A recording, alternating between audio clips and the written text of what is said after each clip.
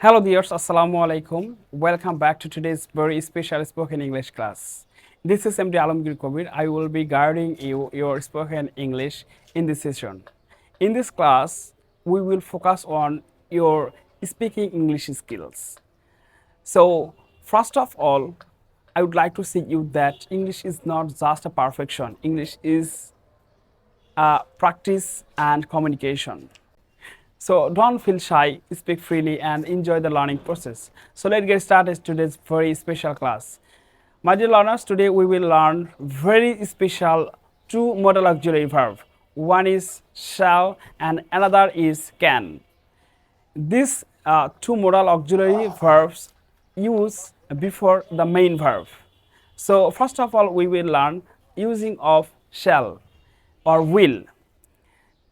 The Bangla meaning of this word shall or will ব বে বা বেন.